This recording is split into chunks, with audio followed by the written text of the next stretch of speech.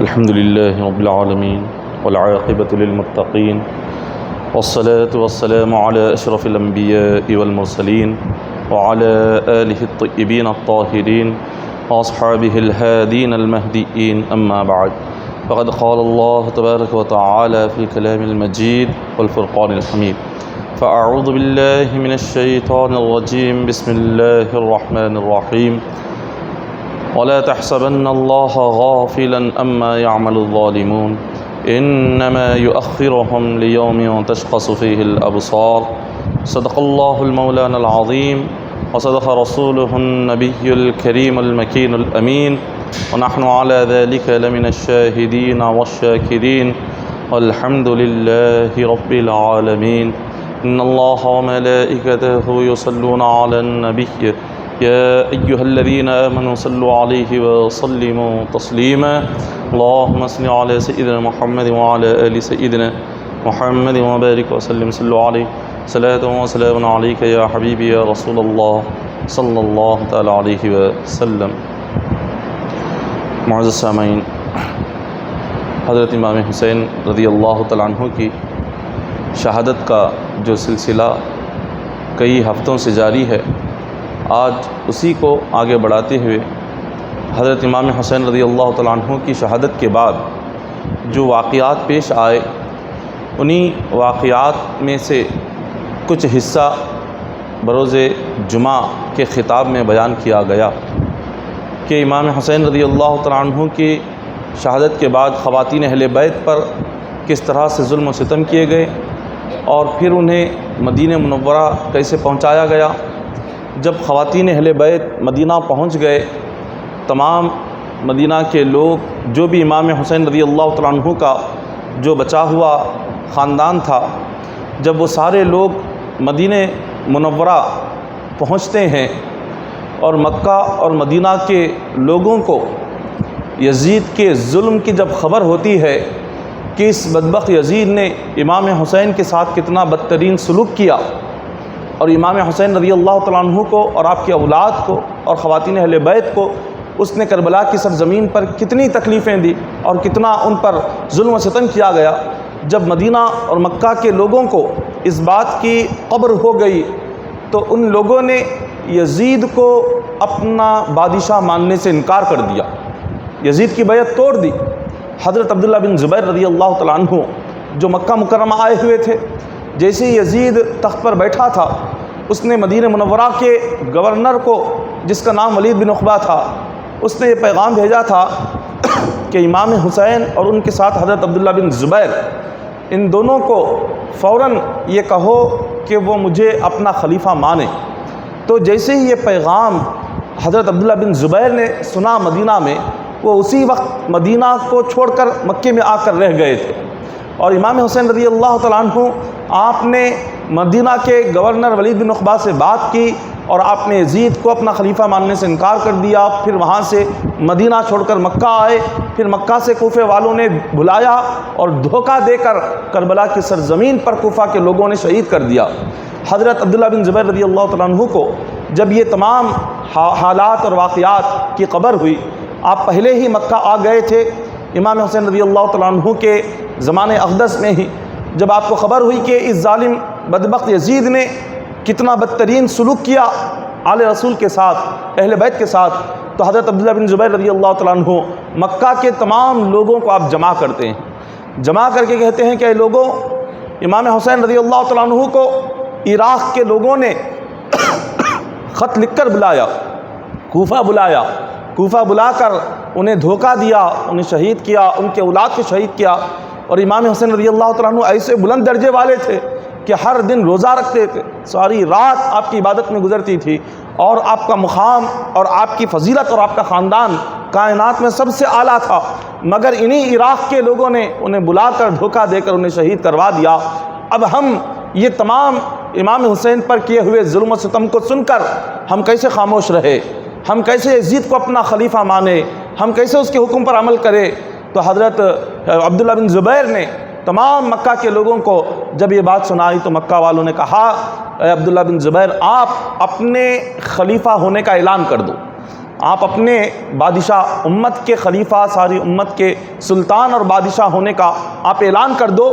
ہم سارے مکہ اور مدینہ کے لوگ آپ کے ہاتھ پر بیعت کریں گے، آپ کو اپنا خلیفہ مانیں گے اور آپ ہی کو اپنا بادشاہ مانیں گے۔ تو حضرت عبداللہ بن زبیر رضی اللہ تعالیٰ عنہ نے فوراً مکہ کی سرزمین سے آپ نے اعلان کر دیا کہ آج سے میں یہاں کا خلیفہ ہوں، اور جتنے یزید کے سپاہی تھے مکہ اور مدینہ میں، اس کے فوج کے جتنے لوگ تھے، تمام مکہ اور مدینہ کے لوگوں نے ان لوگوں کو مار کر مدینہ سے باہر نکال دیا، مکہ سے باہر نکال دیا۔ جب یزید کو اس بات کی خبر ہوئی، اس نے سوچا کہ میں نے اپنی حکومت اور سلطنت کو بچانے کے لیے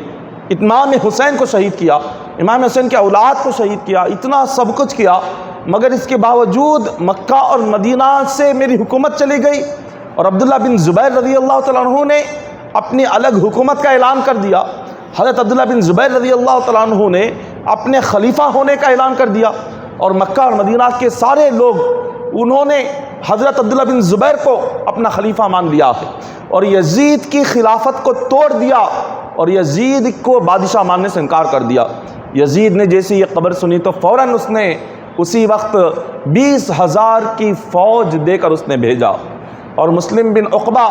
اس کو 20,000 کی فوج کا سپہ سالار بنایا اور کہا کہ تم مدینہ جاؤ، مدینہ جا کر 3 دن تک میں مدینہ تمہارے حوالے کرتا ہوں، تم جو چاہے کرنا، تم جو چاہے کرو، تم سے کوئی پوچھا نہیں جائے گا۔ 3 دن تک مدینہ کی سرزمین پر تم وہ قتل کرنا، وہ فتنہ و فساد کرنا، وہ ظلم کرنا کہ وہاں کے لوگ ڈر کر گھبرا کر مجھے ہی اپنا بادشاہ اور خلیفہ مانے، میری خلافت اور بادشاہت سے انکار نہ کرے۔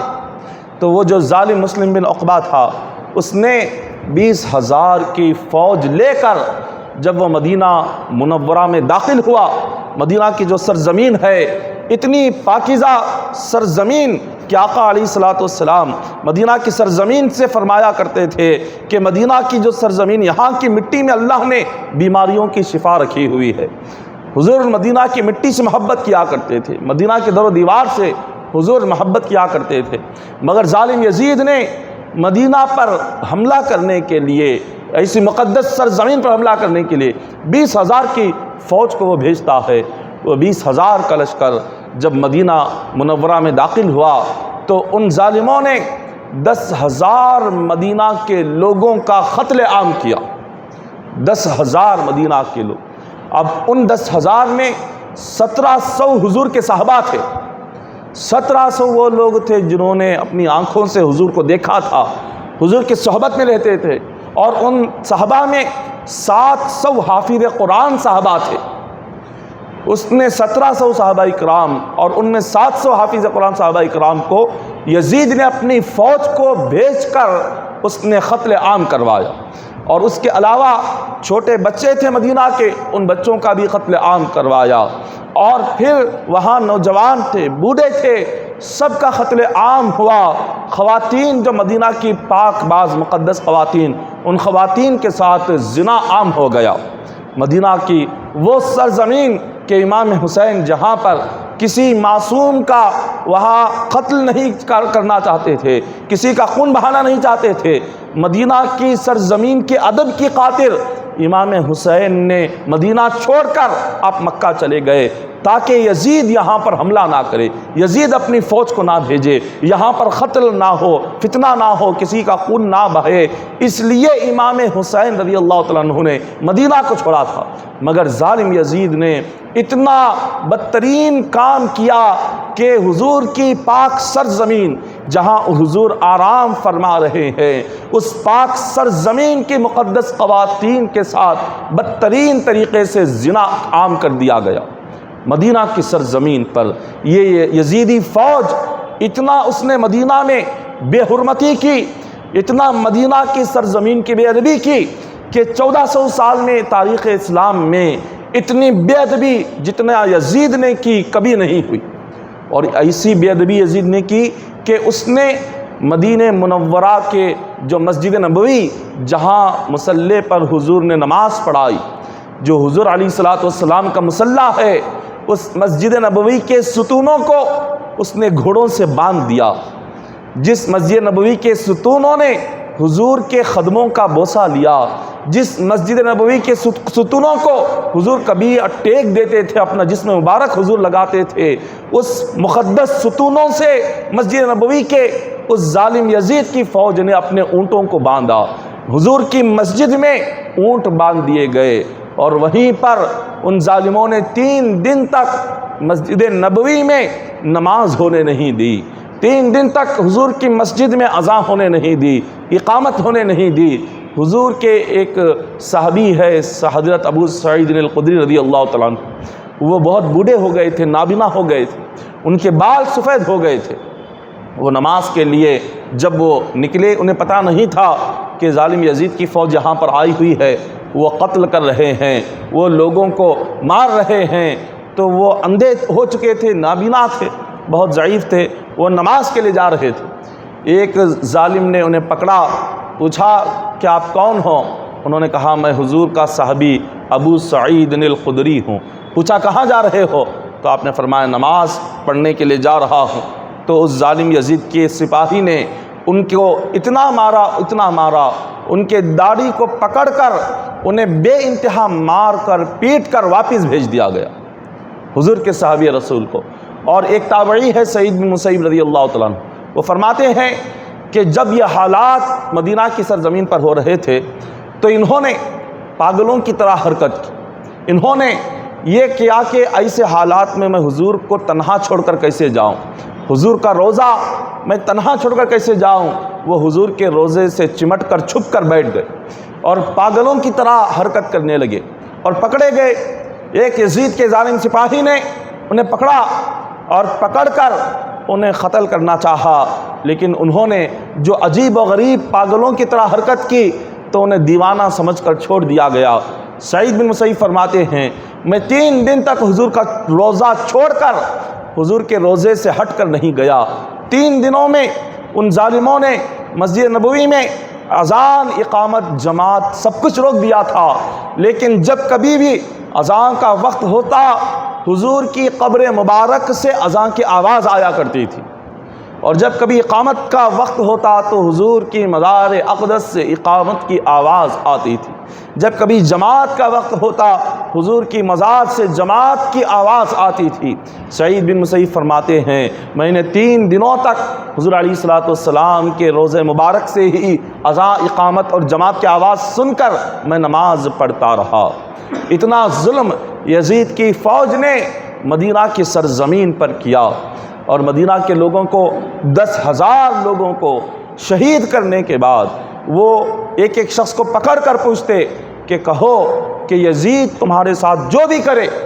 یزید چاہے تمہیں قتل کر دے، تمہیں زندہ رکھے، وہ شریعت کا پابند ہو یا شریعت کے خلاف جو بھی کام کرے، لیکن تم اسے اپنا خلیفہ مانو گے، تم اس کی خلافت سے انکار نہیں کرو گے، تم اس کی سلطنت سے، اس کی بادشاہت سے انکار نہیں کرو گے، ہر حال میں اس کو خلیفہ مانو گے، اس کے ہر حکم پر عمل کرو گے۔ تو جو کوئی یہ کہتا کہ اگر یزید شریعت کا پابند ہوگا، اللہ رسول کے احکامات کی اطاعت کرے گا، ہم تبھی اسے اپنا خلیفہ مانیں گے، اگر وہ شریعت کے خلاف کوئی کام کرے گا ہم اگر نہیں مانیں گے، جو یہ کہتا اسے قتل کر دیا جاتا۔ اور بعض لوگ مدینہ چھوڑ کر بھاگنے لگ گئے اس یزید کا ظلم دیکھ کر، اور جو مدینہ میں رہ گئے اپنی جان کے ڈر سے خاموشی کے ساتھ وہ جو کہتے اس پر عمل کرتے چلے گئے۔ بعض وہ لوگ بھی تھے جو ڈٹ کر اس کا مقابلہ کرتے اور یزید کے ظالموں سپاہیوں سے کہہ دیتے کہ تم چاہے جو بھی کرو، یزید اگر شریعت کا پابند ہو تبھی ہم اس کی خلافت کو مانیں گے، اس کو اپنا بادشاہ مانیں گے۔ یزید کا کیا حال تھا؟ یزید امام حسین رضی اللہ تعالیٰ عنہ کے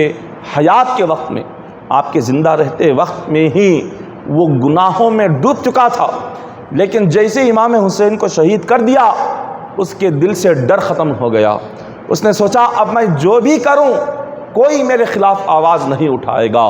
میرے خلاف جو سب سے بڑی آواز تھی وہ امام حسین کی تھی، جب وہی شہید ہو گئے تو اب کوئی میرے خلاف آواز نہیں اٹھائے گا۔ تو یہ سوچ کر وہ پہلے سے تو شرابی تھا ہی، شہادت امام حسین کے بعد اب وہ صبح سے لے کر شام تک شراب کے نشے میں ہی رہتا تھا، وہ پہلے سے تو زانی تو تھا ہی، امام حسین کی شہادت کے بعد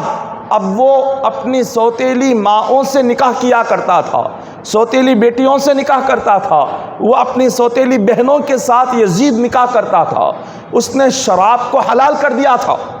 اس نے اپنی حکومت کے دور میں یہ اعلان کر دیا تھا کہ شراب حلال ہے، سود کو حلال کر دیا تھا، جو شریعت میں جو چیزیں حرام تھی یزید بدبخت نے تمام چیزیں اس نے حلال کر دی تھی۔ اتنا زیادہ قرآن اور حدیث کے احکامات کو توڑے جا رہے تھے۔ حضرت عبداللہ بن حنظلہ یہ فرماتے ہیں جب ہم نے دیکھا کہ بدبخت یزید اتنا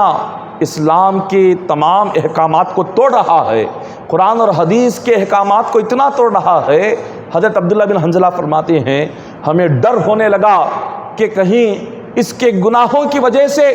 اللہ آسمان سے ہم پر پتھر کی بارش نہ برسا دے، کہیں اس کے گناہ اتنے بڑھ رہے ہیں، اس کی نافرمانی اتنی بڑھ رہی تھی کہ حضرت عبداللہ بن حنظلہ فرماتے ہیں مکہ مدینہ کے لوگوں کو ڈر ہونے لگا کہ اس کے گناہوں کی وجہ سے کہیں آسمان سے پتھروں کی بارش نہ ہو جائے، کہیں اللہ کا عذاب ہم پر نہ اتر جائے، کہیں اللہ تبارک و تعالیٰ آسمان سے آگ سے ہمیں جلا نہ دے۔ یہ اتنا بڑا گناہگار ہو گیا تھا یزید، اتنا بدبخت تھا۔ اب جب لوگوں نے اس کے خلاف آواز بلند کی تو اس ظالم نے مسلم بن عقبہ کے ساتھ 20,000 کی فوج بھیج کر مدینہ کی سرزمین پر وہ ظلم کیا کہ جس کو کوئی سوچ بھی نہیں سکتا، اور ایک نوجوان کو اس نے پکڑا، قبیلہ قریش کا نوجوان تھا، اس نوجوان سے کہا کہ اے نوجوان ابھی کہ یزید اگر وہ شریعت کا پابند ہو یا شریعت کے خلاف ہو تو اسے اپنا خلیفہ مانے گا۔ وہ نوجوان بڑا نیک تھا، اس نے کہا کہ جب تک یزید اللہ رسول کے حکم کی اطاعت کرے گا میں اس کے حکم کی اطاعت کروں گا، اگر اس نے اللہ رسول کے حکم کی نافرمانی کی، شریعت کے خلاف کوئی عمل کیا تو میں اس کو اپنا خلیفہ نہیں مانوں گا۔ بس اتنا سننا تھا، مسلم بن عقبہ نے اس قبیلہ قریش کے نوجوان کو وہیں پر شہید کر دیا، شہید کرنا ہی تھا۔ اس کی والدہ آئی اپنے بیٹے کی محبت میں، اس نے اللہ کی بارگاہ میں قسم کھائی کہ مولا مسلم بن عقبہ وہ جہاں بھی مجھے ملے میں اسے زندہ یا مردہ جلاؤں گی، میں اس پر آگ لگاؤں گی، جو اس نے مدینہ کی سرزمین کی بے ادبی کی، اس بے ادبی پر اسے میں زندہ یا مردہ جلاؤں گی۔ اس نے قسم کھائی۔ مسلم بن عقبہ یہاں مدینہ میں اتنا سب کچھ کر کر، یہاں اتنا فتنہ و فساد پھیلا کر، لوگوں کا قتل عام کر کے اب وہ مکہ کی طرف جانے لگا۔ جب اس نے مکہ مکرمہ جانے کا ارادہ کیا تو راستے میں ہی اس کو فالج ہو گیا۔ اللہ تبارک و تعالیٰ ظالموں کو دنیا میں ہی سزا عطا فرماتا ہے۔ مسلم بن عقبہ کو اللہ تعالیٰ آخرت میں جو سزا دینا ہے، آخرت میں تو سزا ہے ہی، لیکن دنیا میں اللہ نے مدینہ کی بے ادبی کرنے والے شخص کو فالج عطا کیا۔ اس کے ہاتھ اور پیر، ابھی وہ راستے میں جا ہی رہا تھا، دونوں بیکار ہو گئے۔ وہ فالج زدہ ہو کر وہ اپنی سواری سے نیچے گر گیا، اور کچھ ہی دیر میں اسی فالج کی بیماری میں اللہ نے اس کو موت عطا فرما دی اور مر گیا۔ حضور علیہ الصلوۃ والسلام کے شہر کی بے ادبی کی تھی، حضور کے شہر کے لوگوں کے ساتھ اس نے بدترین سلوک کیا تھا، حضور کے شہر میں رہنے والوں کو قتل عام کیا تھا۔ اللہ تبارک و تعالیٰ نے کیسا عذاب عطا فرما دیا، فالج بھی ہو گیا اور مر بھی گیا۔ اس کو مکہ اور مدینہ کے درمیانی راستے میں دفن کیا گیا۔ وہ نوجوان کی ماں جس نے قسم کھائی تھی کہ چاہے جو بھی ہو میں اس مسلم بن عقبہ کو جلاؤں گی، زندہ ہو یا مردہ اس کو جلاؤں گی، اس نوجوان کی ماں نے قسم کھائی تھی، تو وہ تلاش کرتے ہوئے اپنے ساتھ چند لوگوں کو لے کر اس کی قبر کی تلاش میں وہ نکل گئی۔ مکہ اور مدینہ کے درمیان ایک میدان اور ایک جنگلی علاقے میں مسلم بن عقبہ کی قبر کا پتہ چلا۔ اس عورت نے اپنے چند لوگوں کو ساتھ جو لے کر گئی تھی ان سے کہا کہ قبر سے مٹی ہٹاؤ، میں نے اللہ سے قسم کھائی ہے میں اس کے جسم کو جلاؤں گی۔ ان لوگوں نے جب قبر سے مٹی ہٹائی تو وہ کیا دیکھتے ہیں کہ ایک اژدھا اس کے گلے سے لپٹا ہوا ہے اور اس کی ناک کو چوس رہا ہے، ایک بڑا سا اژدھا ہے۔ تو جیسے ہی لوگوں نے منظر دیکھا اس خاتون سے کہا کہ اللہ نے اس کو عذاب دے دیا، اللہ نے ہی جب اس کو عذاب دے دیا ہے اب تو اس کو جلا کر کیا کرے گی، خدا کا عذاب اس کو ہو رہا ہے۔ دیکھ اژدھا اس کے گلے سے لپٹا ہوا ہے اور اس کی ناک کو پکڑ کر چوس رہا ہے۔ اس خاتون نے کہا کہ نہیں، جو بھی ہو، میں نے اللہ سے قسم کھائی ہے اس کو جلا کر رہوں گی۔ اس نے کہا اس کے سر کی طرف تو اژدھا ہے، اس کے پیر سے اس کا کفن کھول دو، میں اس پیروں سے اس کو جلاؤں گی۔ جب لوگوں نے پیروں کی جانب سے کفن کھولا تو دیکھا کہ پیروں میں بھی ایک اژدھا لپٹا ہوا ہے، اس کے پیر میں بھی ایک بڑا سا اژدھا لپٹا ہوا ہے۔ لوگوں نے کہا کہ سر سے لے کر پیر تک اس کو اللہ کا عذاب ہو رہا ہے۔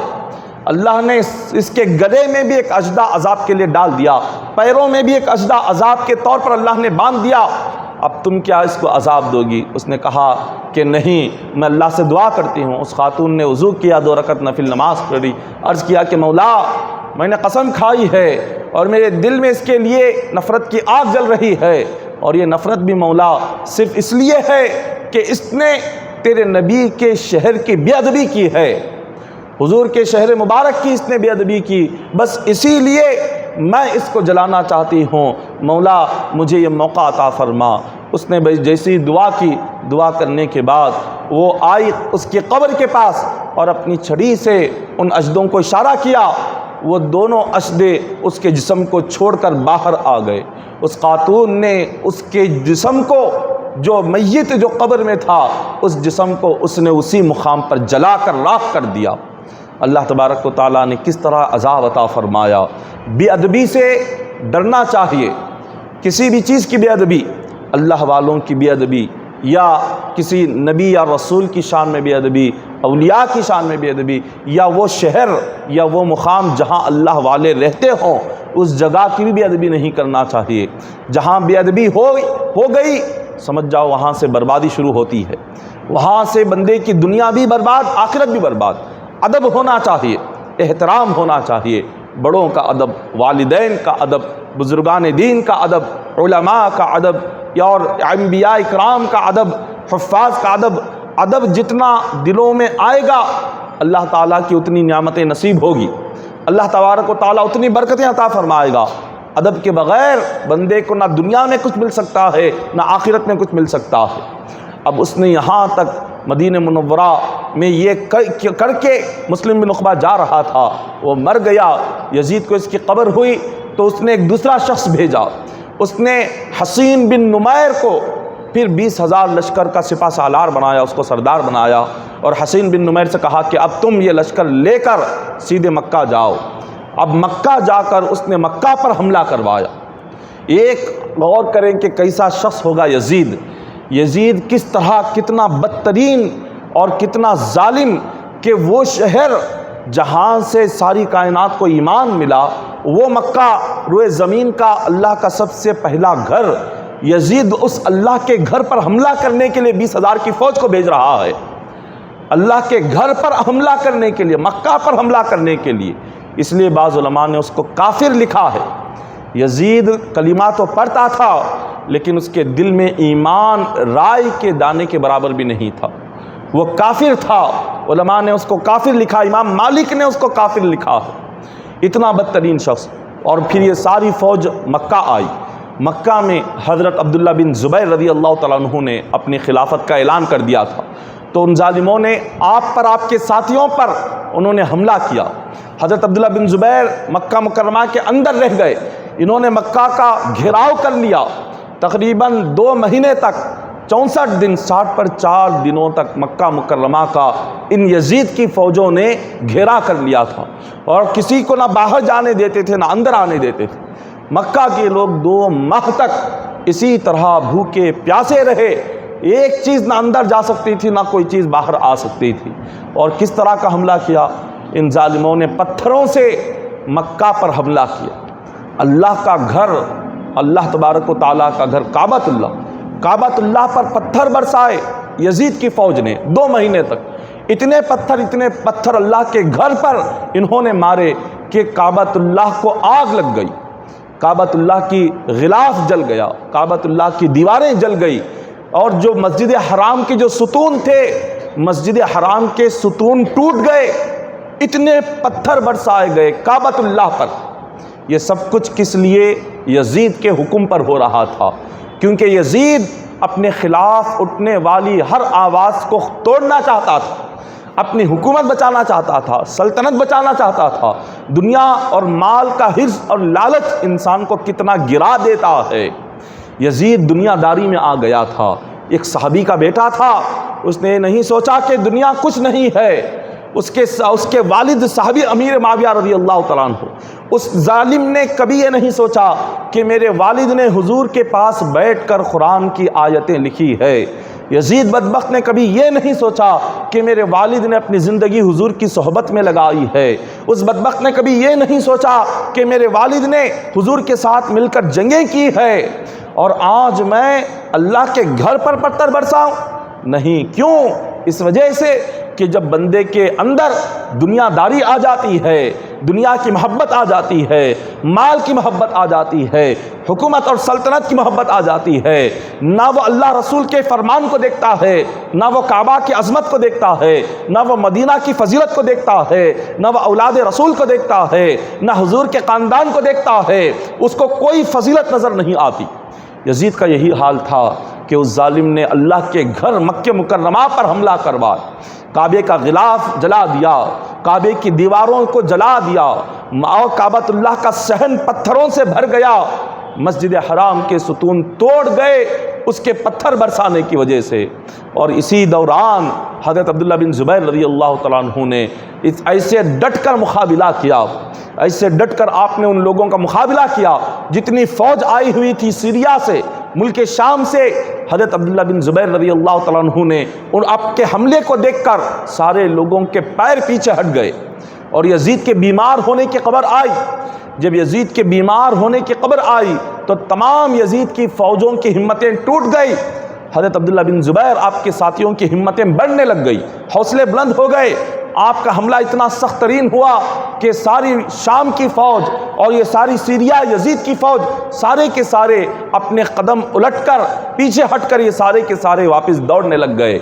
اور یہ یزید کے اخلاق ایسے تھے، اتنا بدترین کہ تاریخ میں شاید ایسا بدترین کوئی نظر نہیں آتا کہ جس نے شہادت امام حسین کے بعد وہ کارنامہ انجام دیا کہ جو خود کو مسلمان کہتا تھا لیکن حکومت کے نشے میں، مال و دولت کے نشے میں، دنیا داری میں اتنا گر چکا تھا کہ بدبخت یزید اپنے دربار میں شراب کی محفلیں جاری رکھتا تھا۔ اس کے دربار میں ناچ گانے کی محفلیں ہوا کرتی تھی، اس کے دربار میں کتوں کی شرطیں لگائی جاتی تھی، وہ اپنی سوتیلی ماؤں بہنوں بیٹیوں سے نکاح کرتا تھا۔ اتنا بدترین یزید کا کردار تھا، اتنا بدترین شخص تھا۔ اب جب اس نے دیکھا اتنا سب کچھ ہوا، اتنا سب کچھ ہونے کے باوجود بھی حکومت بچ نہیں رہی ہے، سلطنت بچ نہیں رہی ہے، لوگ دن بدن خلاف ہوتے جا رہے ہیں، دشمن بڑھتے جا رہے ہیں، اور لوگ یزید کو بادشاہ ماننے سے انکار کر رہے ہیں، اس نے اپنا ظلم اور جاری رکھا، اور مکہ اور مدینہ پر حملہ کرنے کے بعد اس کی زیادتیاں اور بڑھنے لگی۔ اور اللہ تبارک و تعالی خالق کائنات ہر بندے کو ایک ڈھیل دیتا ہے۔ ہر بندہ، جو بھی بندہ جب گناہ کے راستے پر نکلتا ہے، یا ظلم کے راستے پر نکلتا ہے، یا دھوکہ کے راستے پر جاتا ہے، وہ جو بھی اللہ کی نافرمانی کا راستہ اپنائے، اللہ کا ایک قانون ہے، ہر گناہ گار کو مولا اس کے گناہ کے بعد فوراً سزا نہیں دیتا۔ بعض جس کو اللہ محبت کرتا ہے ان لوگوں کو اللہ تعالیٰ چھوٹی سی بھی نافرمانی ہو گئی پیچھے ہی اللہ سزا دے دیتا ہے،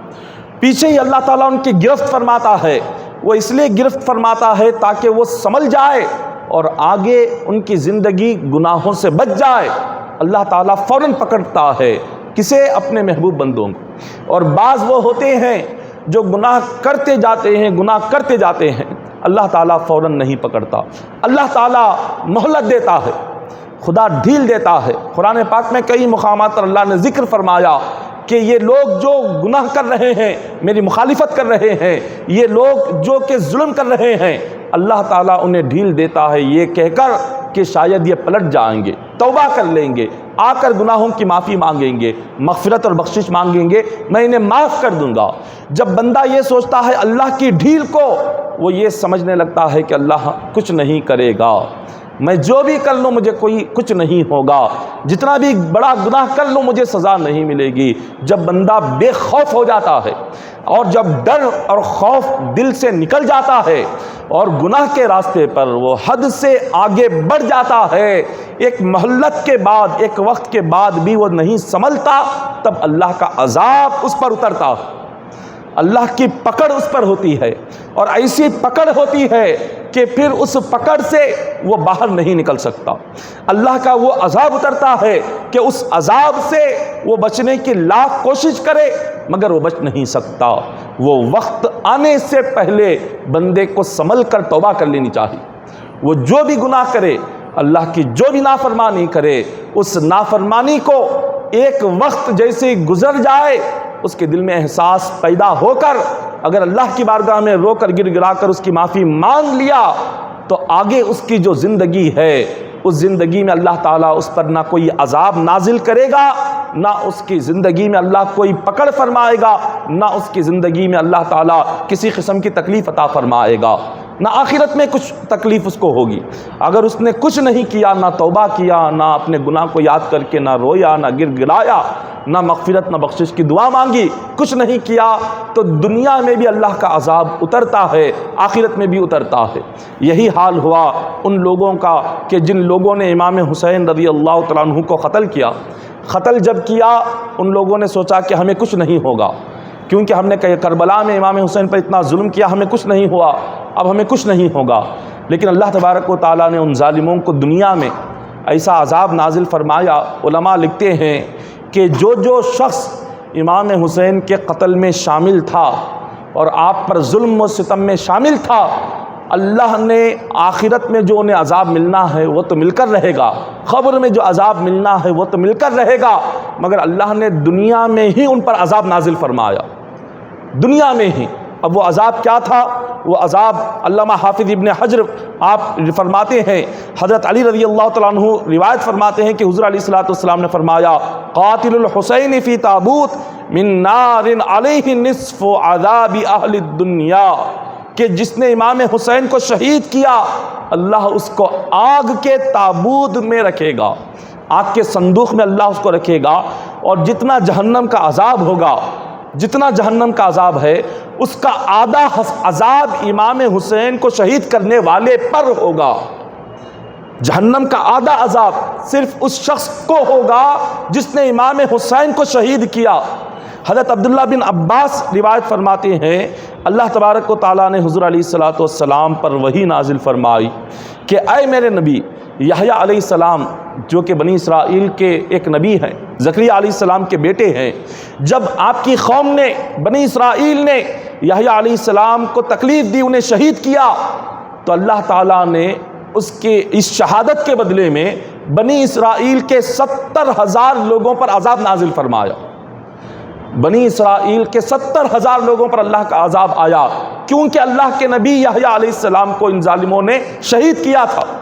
انہیں تکلیف پہنچائی تھی۔ اللہ نے فرمایا وَأَنِّي خَاتِلُ بِإِبْنِ إِبْنَتِكَ 70,000 و70,000، اللہ نے فرمایا اے میرے مصطفیٰ، آپ کے نواسے امام حسین کو جس نے شہید کیا ہے، شہادت حسین کے صدقے میں 70,000 نہیں بلکہ 70,000 میں سے ایک ایک کے بدلے میں 70,000 کو جہنم میں داخل کروں گا۔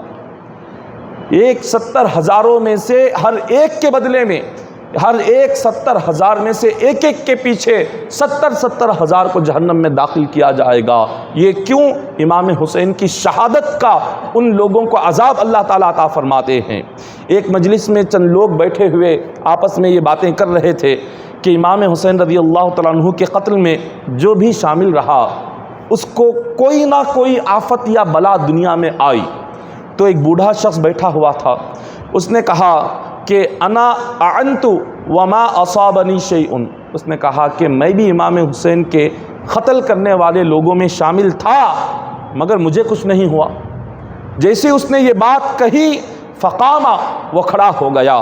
لیصلح السراج،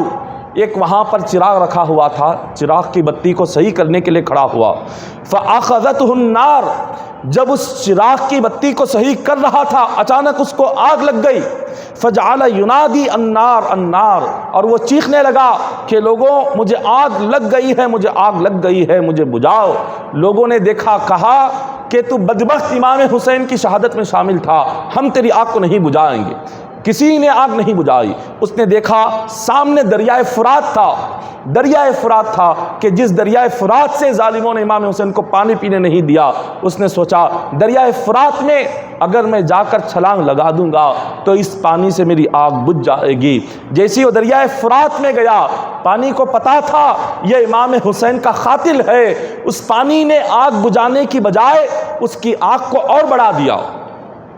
ایک بے جان پانی یہ جانتا ہے کہ کون عاشق حسین ہے اور کون قاتل حسین ہے،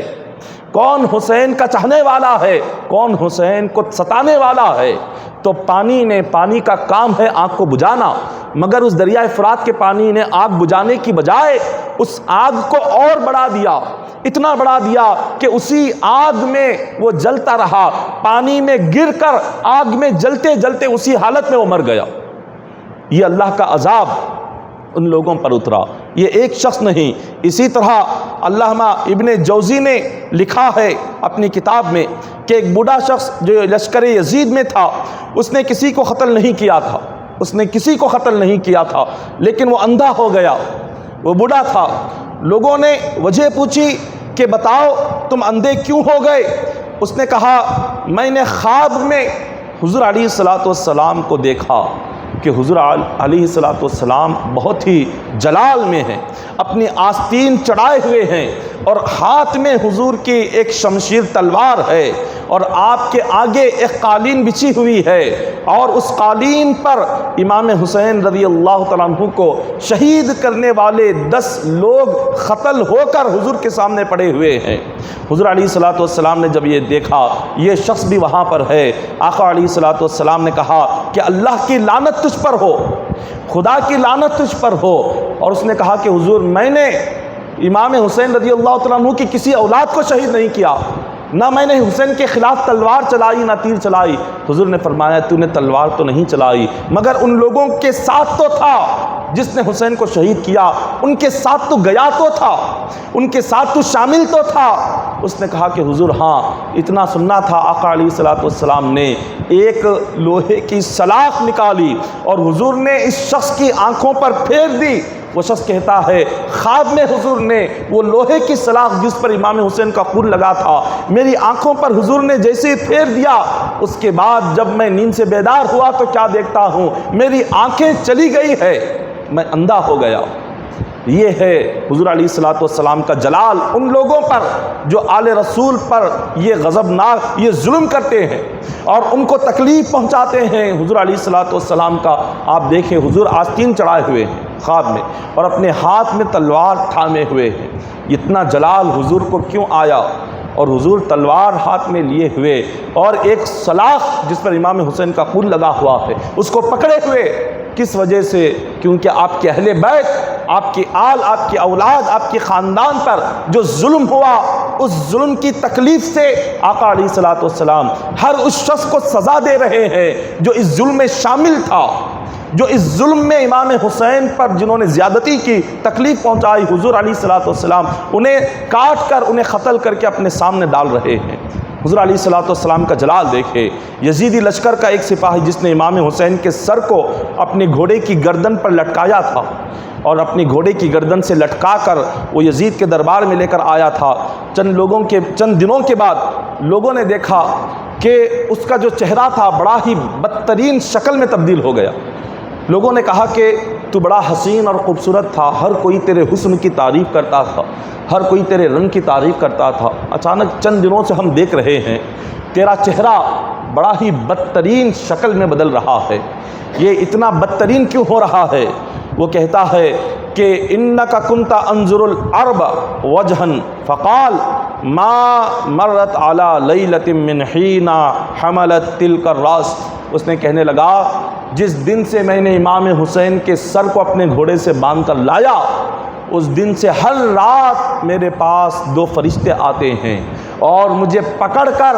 ایک ایسے جنگل میں لے جاتے ہیں جہاں آگ جل رہی ہوتی ہے، اور اس آگ کے گڑھے میں مجھے پھینک دیا جاتا ہے۔ ساری رات آگ کے گڑھے میں مجھے ڈال کر میرے چہرے کو آگ کے گڑھے میں ڈالا جاتا ہے اور ساری رات جلایا جاتا ہے، صبح ہونے سے پہلے لا کر مجھے بستر پر چھوڑ دیتے ہیں۔ یہ جو بدترین شکل ہو رہی ہے ہر رات آگ میں جلنے کی وجہ سے ہو رہی ہے، یہ عذاب ہے، اللہ کا عذاب ایسے اترتا ہے۔ اللہ تبارک و تعالیٰ نے کلام پاک میں فرمایا وَلَا تَحْسَبَنَّ اللَّهَ غَافِلًا عَمَّا يَعْمَلُ الظَّالِمُونَ۔ رب نے فرمایا کہ جو لوگ دنیا میں جو میری نافرمانی کر رہے ہیں، جو میرے خلاف مجھے ناراض کرنے والے کام کر رہے ہیں، وہ یہ نہ سمجھے کہ مجھے کچھ معلوم نہیں۔ رب نے فرمایا ہمیں سب کچھ معلوم ہے، انما یؤخرہم لیوم تشخص فیہ الابصار۔ رب نے فرمایا ہم گناہ گاروں کو، ظالموں کو ضرور سزا عطا کرتے ہیں، مگر کب؟ ایک وقت کی مہلت دینے کے بعد عطا کرتے ہیں۔ پہلے اللہ مہلت دیتے ہیں، وقت دیتے ہیں، اگر وہ سنبھل جائے، توبہ کر لے، واپس پلٹ کر آ جائے، رو کر گڑ گڑا کر اپنے گناہ کی معافی مانگ لے، اللہ کا عذاب رک جاتا ہے۔ اگر خوف خدا دل سے نکال دے اور توبہ بھی نہ ہو، گناہ کا احساس بھی نہ ہو، اور آنکھوں میں بندے کے آنسو بھی نہ ہو، اور دل میں گناہ کی شرمندگی بھی نہ ہو، اللہ کا خوف دل سے چلا جائے تو اللہ کا عذاب اس کے اوپر اترنے لگتا ہے۔ علامہ ابن حجر آپ مکی رحمۃ اللہ تعالی علیہ آپ فرماتے ہیں کہ ایک بوڑھے نے حضور علیہ الصلوۃ والسلام کو خواب میں دیکھا کہ ایک بہت بڑا برتن رکھا ہے، اس میں خون تھا اور لوگ آپ کے سامنے پیش کیے جا رہے تھے،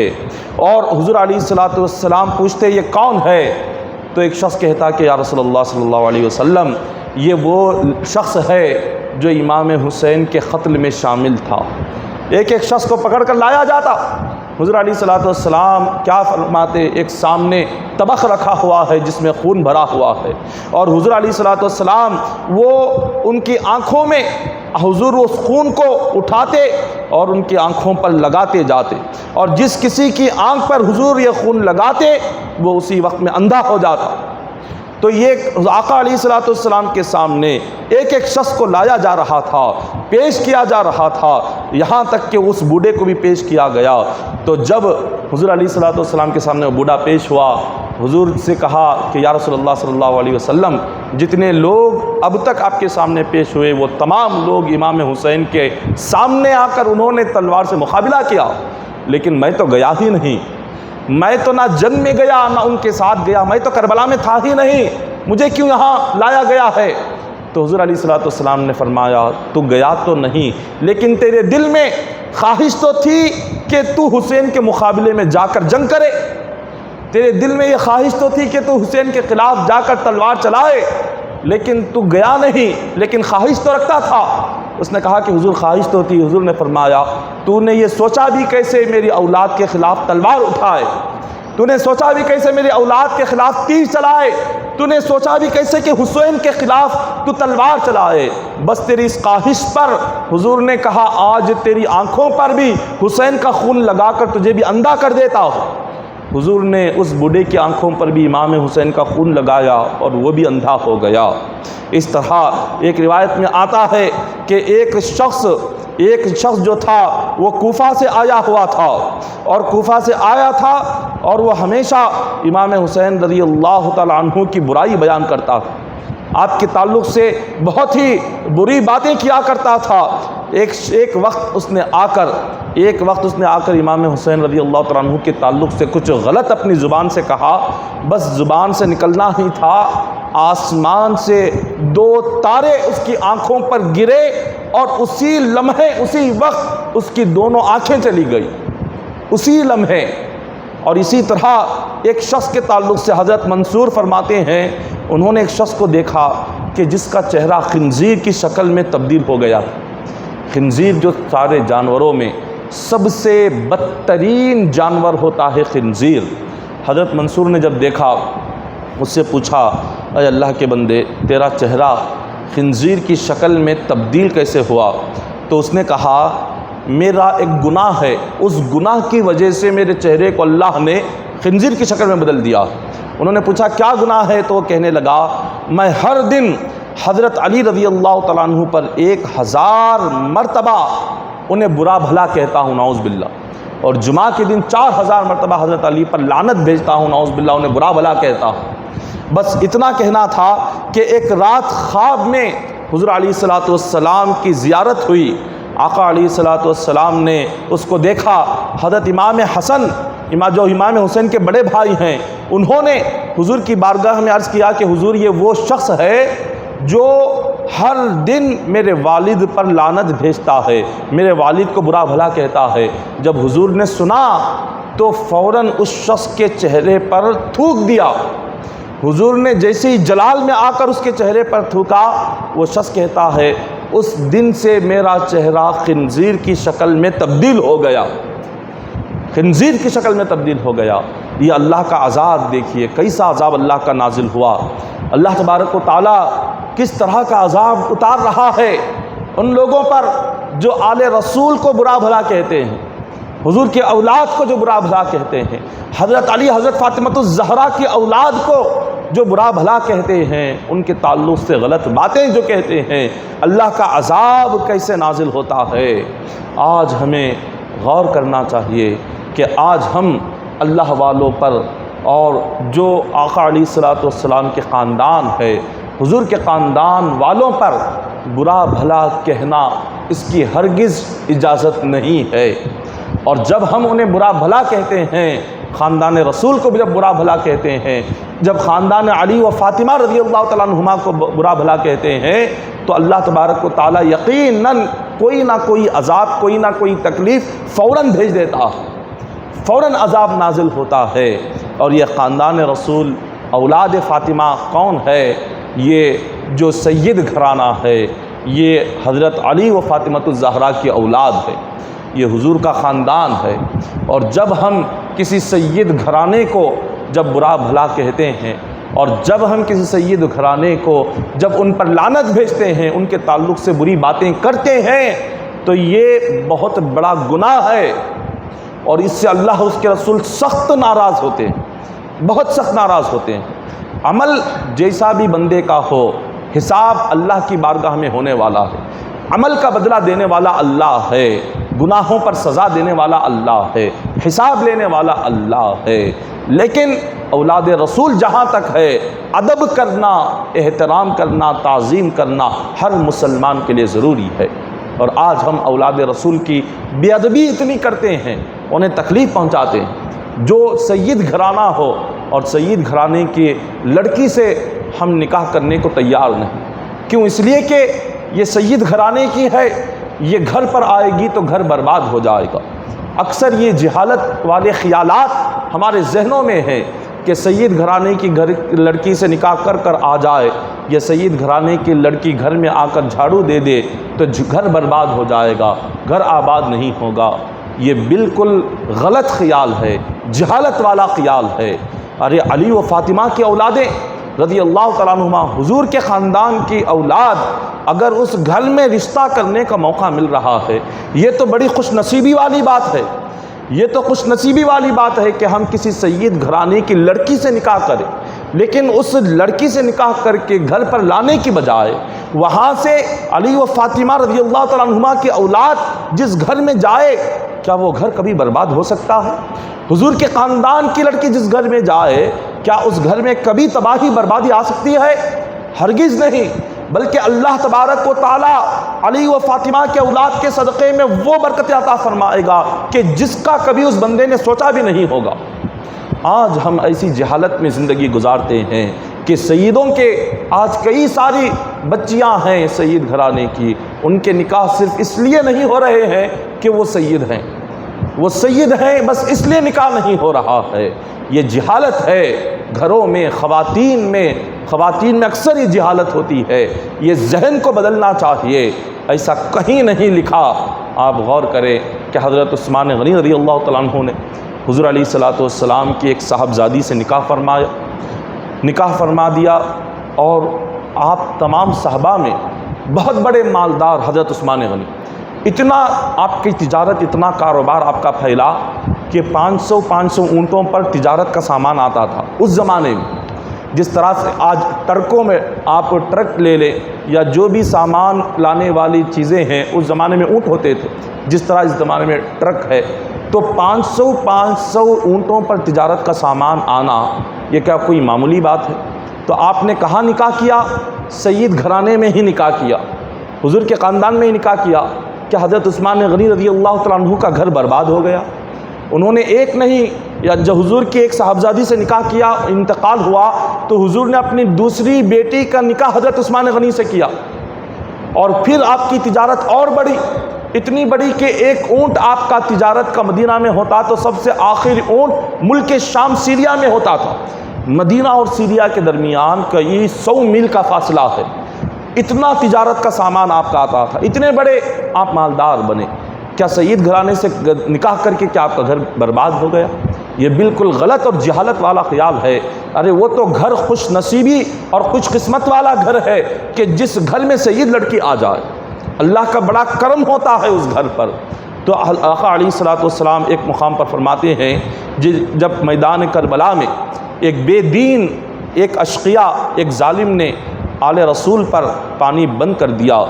اور سخت پیاس، اتنی پیاس لگ رہی تھی کہ جس کی انتہا نہیں، اس وقت میں اس یزید کے ایک سپاہی نے کہا امام حسین کو دیکھ کر کہ دیکھو یہ حسین کہتے ہیں کہ اللہ کے بہت پیارے ہیں، اللہ کے بہت محبوب ہیں، یہ کہتے ہیں اللہ کی بارگاہ میں ان کا مقام بہت بلند ہے، لیکن اتنے اللہ کے پیارے ہیں تو انہیں یہاں پانی سے ایک خطرہ پینے کو کیوں نہیں مل رہا ہے؟ اگر اللہ کی بارگاہ میں ان کا مقام اتنا ہی بلند ہے تو ایک خطرہ پانی کا انہیں کیوں نہیں مل رہا ہے؟ یہ پیاسا ہی یہاں مر جائے گا۔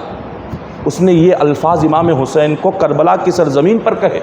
انظر الیہ کانہ کبد السماء لا تذوق منہ قطرۃ لا تذوق منہ خطرۃ حتی تموت عطشا۔ کہا یہ پیاسا ہو کر مرے گا۔ امام حسین کے دل کو بہت تکلیف ہوئی، آپ نے ہاتھ اٹھایا، عرض کیا اللہم اقتلہ عطشا فلم یرا ومع کثرت شربہ للماء حتی مات عطشا۔ امام حسین نے ہاتھ اٹھا کر دعا کی کہ مولا، اس نے مجھے کہا کہ میں پیاسا مروں گا، اس کو پیاس کی حالت میں تڑپا تڑپا کر موت عطا فرما۔ یہ دعا امام حسین کی زبان سے نکلی ہی تھی کہ اس بندے کی حالت کربلا میں ایسی ہو گئی کہ وہ دریائے فرات میں جا کر وہ اتنا پانی پیتا کہ جتنا پانی پیتا جاتا اتنی پیاس بڑھتی جاتی۔ دریائے فرات کے پاس پانی پی پی کر اسی حالت میں وہیں پر پیاسا مر گیا، وہیں پر پیاسا مرا۔ یہ امام حسین کی ایک دعا کربلا میں ہوئی، وہ پیاس کی حالت میں مر گیا۔ اگر امام حسین وہیں کربلا میں اگر دعا کرتے کہ مولا اس جنگ میں مجھے کامیابی عطا فرما، تو اللہ تعالیٰ فرشتوں کو بھیج کر امام حسین کو کامیابی عطا فرماتا۔ کہ اللہ نے جنگ بدر میں نہیں بھیجا؟ کلام پاک میں چوتھے پیرے میں اللہ نے فرمایا وَلَقَدْ نَصَرَكُمُ اللَّهُ بِبَدْرٍ وَأَنْتُمْ أَذِلَّةٌ فَاتَّقُوا اللَّهَ لَعَلَّكُمْ تَشْكُرُونَ۔ رب نے فرمایا کہ جنگ بدر میں 313 صحابہ اکرام تھے، رب نے ان کی مدد کے لیے فرشتوں کو بھیجا۔ صحابہ فرماتے ہیں کہ حضور ہم ایسی مخلوق دیکھ رہے ہیں جو سفید عمامہ باندھے ہوئے، سفید جھبا پہنے ہوئے ہمارے سامنے سے جا رہے ہیں، مگر ہمیں سمجھ نہیں آ رہا، ہمیں پتہ نہیں چل رہا، ہم پہچان نہیں پا رہے ہیں یہ کون لوگ ہیں۔ صحابہ اکرام تلوار اٹھاتے، تلوار چلانے سے پہلے کافر گر کر مر کر پڑے ہوئے ہوتے۔ صحابہ اکرام نے جب یہ کہا تو حضور نے فرمایا وہ کوئی انسان نہیں تھے، اللہ نے تمہاری مدد کے لیے آسمان سے فرشتوں کو میدان بدر میں بھیجا تھا۔ تو جس جنگ بدر میں اللہ نے صحابہ کی مدد کے لیے فرشتے بھیجے، تو کیا نواس رسول کی مدد کے لیے فرشتوں کو نہیں بھیج سکتا تھا؟ اللہ تبارک و تعالیٰ امام حسین اگر چاہتے تو دعا فرما دیتے۔ حضرت خواجہ غریب نواز جو امام حسین کی اولادوں میں سے آپ کئی 100 اولادوں کے بعد آپ آتے ہیں، امام حسین کے اولادوں میں کئی 100 اولادوں کے بعد آپ کی پیدائش دنیا میں ہوتی ہے۔ ایک چھوٹا سا آپ کوزہ دریا میں ڈالتے ہیں، سارا آنا ساگر آپ کے کوزے میں آ جاتا ہے، پھر جیسے اس کو ڈالتے ہیں سارا ساگر بھر جاتا ہے۔ ایک امام حسین کی اولادوں میں آپ کے غلاموں میں غلام ہیں، یہ کرامت، اور امام حسین کربلا کی سرزمین پر پیاسے ہیں۔ کیا امام حسین کی مجبوری تھی؟ یہ ہرگز مجبوری نہیں تھی، اگر امام حسین ایک ٹھوکر مار دیتے اللہ حوض کوثر کربلا میں پیدا فرما دیتا تھا۔ اگر امام حسین ایک دعا فرما دیتے یزیدی لشکر کا ایک شخص بھی زندہ نہیں بچتا تھا، اور امام حسین کے اولاد میں ایک شخص بھی شہید نہیں ہوتا تھا، ایک بچہ شہید نہیں ہوتا۔ لیکن امام حسین نے دعا نہیں کی، کیونکہ کربلا کا جو میدان تھا یہ کرامت جی دکھانے کی جگہ نہیں تھی، یہ امتحان کی جگہ تھی۔ اگر کرامت دکھانا ہوتا، آج امام حسین کے اولاد میں پیدا ہونے والے اولیاء اپنے ایک اشارے سے مردے کو زندہ کر رہے ہیں۔ امام حسین اگر چاہتے دعا فرما دیتے، اللہ تبارک و تعالیٰ اس وقت میں کئی جن امام حسین کے پاس آئے، جن آئے، فرشتے آئے، عرض کیا کہ حسین ہمیں آپ اجازت دے، ہمیں اجازت دے، یہ لشکر یزید پر ہم لوگ ہماری فوج سے ایسے ٹوٹ پڑیں گے ان میں کوئی زندہ نہیں رہے گا۔ امام حسین نے فرمایا نہیں، مجھے تمہاری اجازت کی ضرورت نہیں ہے، تم چلے جاؤ۔ آپ نے انہیں واپس کر دیا۔ یہ کیوں کیا؟ امام حسین رضی اللہ تعالیٰ عنہ جن کی ایک دعا سے اللہ تبارک و تعالیٰ کربلا کی سرزمین پر مولا فرشتوں کو بھیج کر مدد کر سکتا تھا، کہ جن کی دعاؤں سے قیامت کے دن ہزاروں جہنمی جنتی بننے والے ہیں، اور جو جنتیوں کے سردار ہیں، اور جو تمام جنت کے جو مالک ہیں، وہ مالک جنت یہاں کربلا کی سرزمین پر کھڑے ہیں، بھوکے بھی ہیں، پیاسے بھی ہیں، اولاد شہید بھی ہو رہی ہے، اور وہ یہاں پریشان حال ہے، بال بکھرے ہوئے ہیں، کربلا کی مٹی جسم پر پڑ رہی ہے، اور انہیں پتا ہے ان کے ساتھ کیا ہونے والا ہے، لیکن اللہ سے مصیبت کے ٹلنے کی دعا نہیں مانگ رہے۔ جب معلوم ہے شہید ہونے والے ہیں، اگر ایک دعا کر دیتے اللہ تعالیٰ ان کی دعا کے صدقے میں کربلا کا میدان قائم ہی نہیں فرماتا، نہ بھوکے رہتے نہ پیاسے رہتے۔ ایک مرتبہ حضرت فاطمہ الزہرا بھوکی رہ گئی، حضور گھر میں آئے، دیکھا کچھ نہیں، دعا کیا، مولا جیسے تو نے عیسیٰ پر آسمان سے دسترخوان نازل فرمایا، میری بیٹی فاطمہ کے گھر میں دسترخوان نازل فرما۔ آسمان سے دسترخوان اترا۔ امام حسین اگر کربلا میں دعا کر دیتے اللہ تعالیٰ آسمان سے دسترخوان اتار دیتا، جنت کی غذائیں اتار دیتا، حوض کوثر کربلا میں لا دیتا، فرشتوں کی فوجوں کو کربلا میں بھیج دیتا۔ لیکن امام حسین نے کیوں نہیں کیا؟ کیوں شہید ہوئے؟ بات یہ ہے کہ امام حسین رضی اللہ تعالیٰ عنہ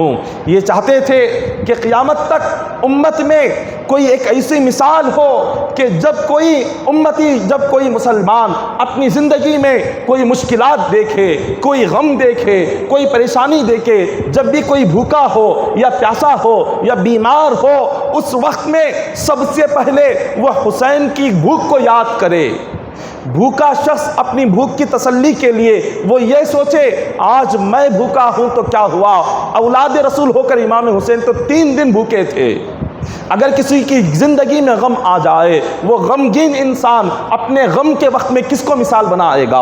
اگر کربلا نہیں ہوتا، قیامت تک کا مسلمان اپنے غم کے وقت میں کس کو اپنے لیے عبرت بناتا، کس کو اپنے لیے نمونہ بناتا؟ امام حسین ساری امت کے لیے قیامت تک ایک نمونہ بنے، غمگین لوگوں کے لیے، بیمار لوگوں کے لیے، پریشان حال لوگوں کے لیے، مصیبت زدہ لوگوں کے لیے، بھوکوں کے لیے، پیاسوں کے لیے۔ امام حسین نے یہ بتلا دیا کہ لوگوں، غم کے وقت میں یہ نہ سوچنا کہ صرف تمہیں ہی غم ہوا ہے، میرے کربلا کے غم کو یاد کر لینا، تمہیں تسلی ہو جائے گی۔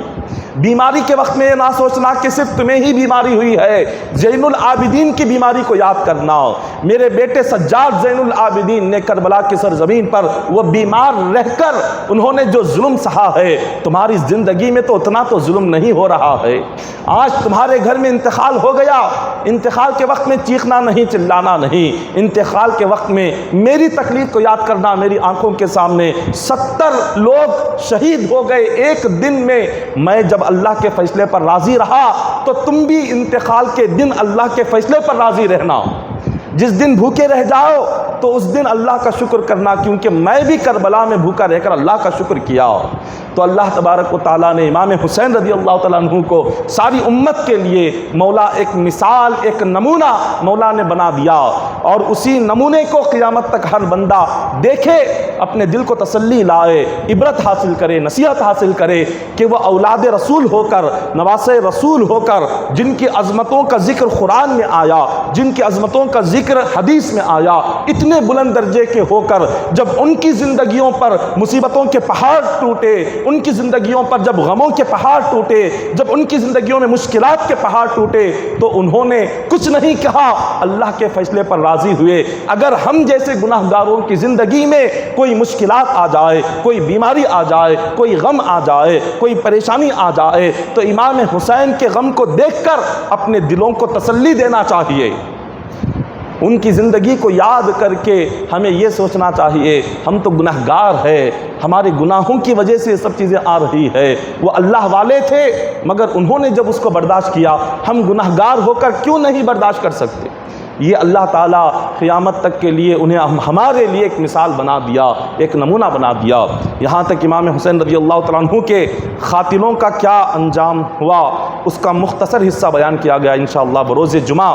آگے جن جن ظالموں نے کیا کیا امام حسین پر ظلم کیا تھا، ایک ایک کی موت کیسے ہوئی، یزید کی موت کیسے ہوئی، یزید کس حال میں مرا، اور یزید کے حکم پر جن لوگوں نے، ابن زیاد نے، عمر بن سعد نے، شمر نے، حرملہ نے، یہ تمام لوگوں نے ابن زیاد کے حکم پر جو کیا، ان تمام لوگوں کا حال کیا ہوا، ان کی موت کیسی ہوئی، یہ سارے لوگوں کی ایک ایک کر کے ایک ایک کی موت کیسی ہوئی، انشاءاللہ بروز جمعہ ان تمام کا انجام، یزید کی موت، ساری چیزیں جمعہ کے دن بیان کی جائیں گی۔ تو لہٰذا 12:30 بجے انشاءاللہ تقریر کا آغاز ہوگا، اور تقریباً 1:45 تک تقریر کا سلسلہ جاری رہے گا۔ آپ ضرور شرکت فرمائیں، یہ آخری حصہ ہے کربلا کا، یزید کی موت پر ختم ہوگا۔ ہم نے خلافت حضرت علی کی خلافت سے ہم نے شروع کیا تھا، اب یہ 9واں حصہ ہے جو کہ جمعہ کے دن ختم ہوگا۔ دعا ہے کہ اللہ تبارک و تعالی ہم تمام کو امام حسین کی مبارک زندگی کو نمونہ بنانے کی توفیق عطا فرمائے، اور مولا ہم تمام کے صغیرہ کبیرہ گناہوں کو معاف فرمائے، اور ہمارے صغیرہ اور کبیرہ ہر قسم کے گناہوں کو دنیا اور آخرت میں مولا ستر پوشی فرمائے، ہمارے ہر عیب کی ستر فرمائے، ہم تمام کے گناہوں کی پردہ پوشی فرمائے۔ الہ العالمین مالک و مولا امام حسین رضی اللہ تعالیٰ عنہ کے وسیلے سے ہماری دعاؤں کو قبول فرما، ہماری حاجتوں کو پورا فرما، ہم تمام کی جائز مرادوں کو آقا علیہ الصلوۃ والسلام کے صدقے سے مولا دعاؤں کو قبول فرما لے۔ مولا ہمیں 5 وقتہ نماز کا پابند بنا، ایمان پر خاتمہ نصیب فرما، ایمان پر موت نصیب فرما، عذاب جہنم سے محفوظ فرما، عذاب قبر سے محفوظ فرما۔ الہ العالمین ہم تمام کو سکرات کے وقت حضور کا دیدار نصیب فرما۔ الہ العالمین اے مالک و مولا اے باری تعالی ہم تمام کو مولا قیامت کے دن اپنا خصوصی دیدار عطا فرما۔ الہ العالمین نفس کے شر سے، شیطان کے فتنے سے ہماری حفاظت فرما، جان و مال کی عزت و آبروی کے، اہل و عیال کے ہر مسلمان کی حفاظت فرما۔ ان اللہ و ملائکتہ یصلون علی النبی الذین آمنوا صلوا علیہ وسلموا تسلیما۔ اللهم صل على سيدنا محمد وعلى ال سيدنا محمد وبارك وسلم صلوا عليه صلاة وسلام عليك يا حبيبي يا رسول الله صلى الله عليه وسلم حسبنا الله حسبنا الله حسبنا الله نعم الوكيل نعم المولى ونعم النصير سبحان ربك رب العزة عما يصفون وسلام على المرسلين الحمد لله رب العالمين۔